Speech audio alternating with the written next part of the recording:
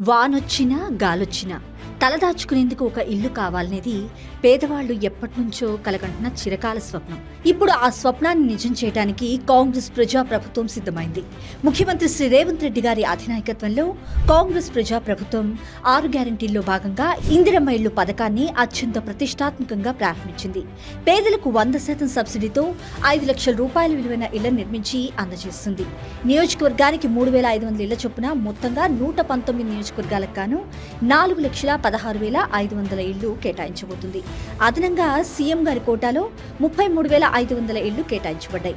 వచ్చే 4 ఏళ్లలో 20 లక్షల ఇళ్ల నిర్మాణం పూర్తి చేయాలని లక్ష్యంగా పెట్టుకుంది కాంగ్రెస్ ప్రజా ప్రభుత్వం. మరోవైపు జనవరి 26వ తేదీన మొదటి విడత లబ్ధిదారులకు ఇళ్ల పత్రాలను మంత్రులు, ఎమ్మెల్యేలు అందజేశారు.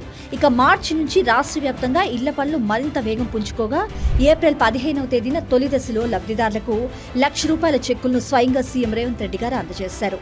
సెప్టెంబర్ 1 నాటికి 3,18,574 ఇళ్లు మంజూరు కాగా 2,05,297 ఇళ్ల పనులు ప్రారంభమయ్యాయి. వీటిలో 97,154 బేస్మెంట్లు, 11,607 గోడలు, 5,885 ఇళ్ల స్లాబ్లు పూర్తయ్యాయి.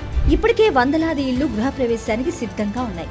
రాష్ట్ర వ్యాప్తంగా 80 లక్షల దరఖాస్తులు రాగా వాటిలో 65 లక్షల మందిని అర్హులుగా నిర్ణయించారు. ప్రభుత్వం లబ్ధిదారులను L1, L2, L3 కేటగిరీలుగా విభజించి మొదటి స్థలం ఉన్న వారికి ఇళ్లు కేటాయించింది. సొంత స్థలం లేని వారికి 2వ దశలో ఇళ్లు కేటాయించేలా చర్యలు తీసుకుంటుంది.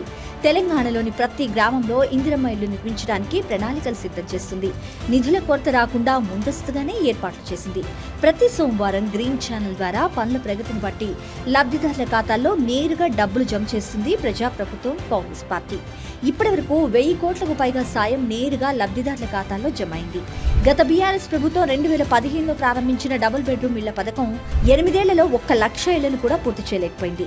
నాసిరకం పనులు, బిల్లుల చెల్లింపులో జాప్యం, పారదర్శకత లోపంతో పేదలు ఇళ్ల కోసం ఎదురు చూడాల్సిన దుస్థితి. కానీ ఈ తప్పులు పునరావృతం కాకుండా కాంగ్రెస్ ప్రజా ప్రభుత్వం తగిన ముందు జాగ్రత్త చర్యలు తీసుకుంటోంది.